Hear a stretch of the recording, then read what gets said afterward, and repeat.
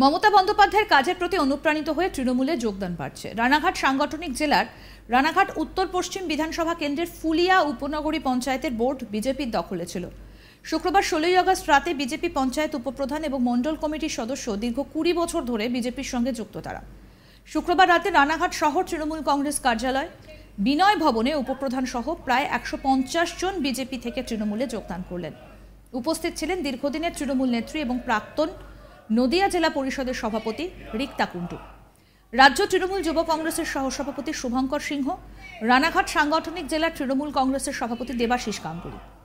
এই দিন উপপ্রধান মণ্ডল কমিটির সদস্য সহ 150 জন তৃণমূলের পতাকা তুলে নিলেন। শুক্রবার থেকে তারা তৃণমূলের সৈনিক হিসেবে কাজ করবে। উপপ্রধান পারিজাত চট্টোপাধ্যায় বলেন, দীর্ঘ 1 বছর ধরে দেখছি আমাদের কোনো গুরুত্ব নেই, কোনো কাজ করতে পারিনি, পুরোটাই পরিবর্তন কেন্দ্রিক। বিশেষ কেউ বাইরে এসে ভোট চালায়, আমরা কিছুই জানতে পারি না। যার সামান্য মেরুদণ্ড আছে সে বিজেপি দলে থাকতে পারবে না। আমরা মমতা বন্দ্যোপাধ্যায়ের কাজে অনুপ্রাণিত হয়ে তৃণমূল কংগ্রেসে যোগদান করলাম। কি বলছেন তৃণমূলে যোগদানকারী পারিজাত চট্টোপাধ্যায়, শুনবো। মানে দীর্ঘ 1 বছর ধরে আমরা দেখলাম বিজেপি বোর্ড মানে পুরোটাই পরিবর্তনতন্ত্র কেন্দ্রিক এবং বিশেষ কেউ বাইরের নেতৃত্ব এসে পুরোটাই বোর্ড চালায়। আমরা উপপ্রধান থেকে বা পঞ্চায়েতের সদস্য যারা আছে আমরা কিচ্ছু জানতে পারি না। অ্যাকশন প্ল্যানে নাম থাকা সত্ত্বেও সেই রাস্তাগুলো হচ্ছে বিশেষ কারো সুবিধার স্বার্থে। মানে এগুলো যে নৈরাচার হচ্ছে ওটা এগুলো ভাবা যায় না। যার সামান্যতম মেরুদণ্ড আছে সেই দলে থাকতে পারবে না, এই বোর্ডেই থাকতে পারে না। আর মমতা ব্যানার্জির আদর্শকে উদ্বুদ্ধ হয়ে তৃণমূলে যোগ দিলাম। এই পঞ্চায়েতটা কি আপনাদের তৃণমূলের ইয়েতে তো আসছে, আপনি যদি যোগদান করেন না আরও? না, সে 5-4 ভোট ছিল, এখন আবার সেই 5-4ই হলো তৃণমূলের পক্ষে। আচ্ছা, ওটা অবশ্যই তৃণমূলের হবে। কোথাও কি মনে হচ্ছে আপনি মানুষের সাথে বিশ্বাসঘাতকতা করছেন? আপনাকে তো ভোট দিয়ে যে বিজেপির হয়, আপনি তৃণমূলে আসলেন। আমি যারা ভোটারদের সঙ্গে কথা বলেই আমি এসেছি, আমার এলাকার সমস্ত ভোটারদের অনুমতি নিয়ে ভোটারদের সঙ্গে কথা বলে এসেছি এবং অচিরে তারা সবাই যোগ দেবেন। কত লোক আজকে আছে? 100-এর উপরে লোক আছেন আজকে, আর খুব শীঘ্রই আর বাকিরাও যোগ দেবেন। আমার বুথের যিনি বুথ ইনচার্জ আছেন, 20 বছর ধরে বুথ সভাপতির দায়িত্ব পালন করছেন, উনিও আজকে যোগ দিলেন। ওনার নেতৃত্বে এই সাফল্য পেয়েছিলাম আমি ভোটের সময়। আচ্ছা, একটা জিনিস সেটা হচ্ছে যে আপনাদের শান্তিপুরের এর আগে একজন প্রধান যোগ দিয়েছেন তৃণমূল, তো দেখা গেছে যে ওখানে পঞ্চায়েত সমিতির যিনি সহসভাপতি রয়েছে, সভাধিপতি চঞ্চল চক্রবর্তী, তিনি তার জ্যান্ত ছাত্র করেন। তা আপনারও কি এবার তাই হতে চলেছে? সম্ভবত তাই করবে, কিন্তু বিষয়টা হচ্ছে বিজেপি তো হিন্দুত্ববাদী দল। এবার সেখানে দাঁড়িয়ে হিন্দু আমাদের সনাতনী সংস্কৃতি কীভাবে অপমান করতে পারে, জীবন্ত লোকের এভাবে শেষকৃত্য পালন করা, এটা তো খুব অসভ্যতা নিয়ে। এটা তার মানে বলছি এটা মানুষ ভালোভাবে নেয়নি, এটা বিজেপির কর্মীরা বিজেপির নেতৃত্বরাও এটা ভালোভাবে নেয়নি, আমি যতদূর জানি। তার মানে বলছি রানাঘাটে বা সর্বোপরি পশ্চিমবঙ্গে বিজেপির কোনো ভবিষ্যৎ নেই? না, নেই। সেটার জন্যই কি দল ছাড়ার সিদ্ধান্ত? না, সেটার জন্য শুধু না, মানুষের কাজ করার জন্য সেই সিদ্ধান্ত। তৃণমূল নেতা দেবাশিস গঙ্গোপাধ্যায় কি বলছেন, শুনবো এবার। দেখুন, প্রথমেই বলি, তৃণমূল কংগ্রেস শুধুমাত্র একটা রাজনৈতিক দল না, একটা বৃহৎ পরিবার, বাংলার বৃহৎ পরিবার। এই পরিবারের নতুন একটা সদস্য আমরা পেয়ে নিঃসন্দেহে আপ্লুত।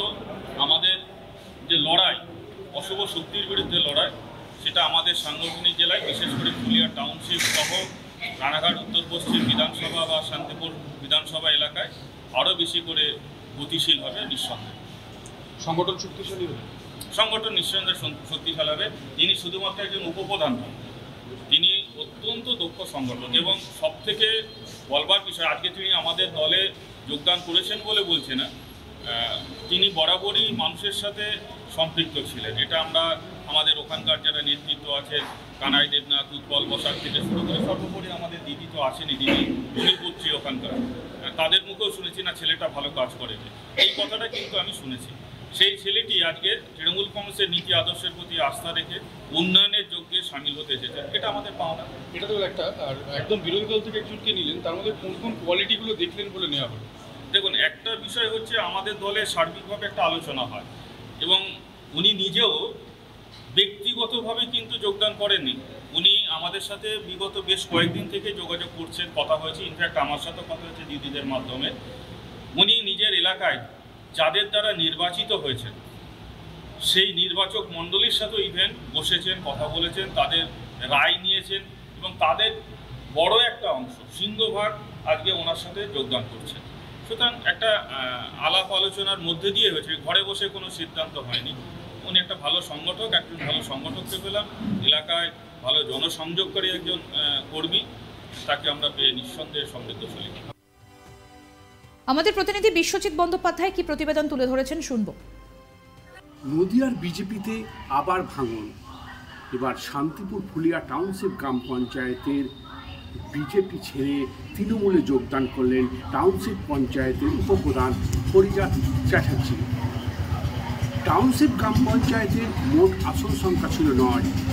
গত পঞ্চায়েত নির্বাচনে 4টি আসনে জয়লাভ করে তৃণমূল 4টে এবং বিজেপি 5টি হয়। যোগদান এর ফলে উল্টে গেল পাশা। এবার তৃণমূল 5, বিজেপি 4। শুক্রবার রাতে রানাঘাট শহর তৃণমূল কংগ্রেসের কার্যালয়ে বিনয় ভবনে যোগদান পর্ব হয়। উপস্থিত ছিলেন নদিয়া জেলা পরিষদের প্রাক্তন সভাপতি রিক্তা কুণ্ডু, রাজ্য যুব তৃণমূল কংগ্রেসের সহসভাপতি শুভঙ্কর সিংহ, রানাঘাট সাংগঠনিক জেলার তৃণমূল কংগ্রেসের সভাপতি দেবাশিস গাঙ্গুলি। এদিন তাদের হাতে পতাকা তুলে দেন তারা। তবে পারিজাত চ্যাটার্জি এই যোগদানে সভাপতি তৃণমূলে শক্তি বাড়ালো। পাশাপাশি পারিজাত চ্যাটার্জি বলেন যে 1 বছরে তিনি সেভাবে কাজ করতে পারেননি এবং এইখানে থাকা তার ভালো লাগছে না, কারণ সাধারণ মানুষের জন্য তিনি কাজ করতে পারছেন না। তাই মমতা বন্দ্যোপাধ্যায়ের কাজের প্রতি তিনি আকৃষ্ট হন এবং তৃণমূল কংগ্রেসের সৈনিক হিসাবে সাধারণ মানুষের পাশে থাকতে চান, সেই জন্যেই এই যোগদান। তবে পারিজাত চ্যাটার্জি সহ প্রায় 150 জন বিজেপি কর্মী এই তৃণমূলে যোগদান করল। এই যোগদান পর্বে উপস্থিত ছিলেন নদিয়া জেলা পরিষদের প্রাক্তন সভাপতি রিক্তা কুণ্ডু, রাজ্য যুব তৃণমূল কংগ্রেসের সহসভাপতি শুভঙ্কর সিংহ, রানাঘাট সাংগঠনিক জেলা তৃণমূল কংগ্রেসের সভাপতি দেবাশিস গাঙ্গুলি। তিনিও বলেন যে এই পারিজাত চ্যাটার্জি জনসংযোগ খুব ভালো করেন এবং তিনি প্রায় 20 বছর ধরে এই এলাকায় সাধারণ মানুষের সঙ্গে পরিচিতি পেয়েছেন এবং তিনি সাধারণ মানুষের কাজ করে গেছেন। আমরা শুনেছি এবং তার কাজের নমুনা দেখে তৃণমূল কংগ্রেসে সে আসার আগ্রহ প্রকাশ করাতে আমরা তৃণমূল কংগ্রেসে যোগদান করলাম। এতে তৃণমূল কংগ্রেস যথেষ্ট শক্তিশালী হলো। দেখতে থাকুন আজ তাক বাংলার ইউটিউব চ্যানেল, সাবস্ক্রাইব করুন।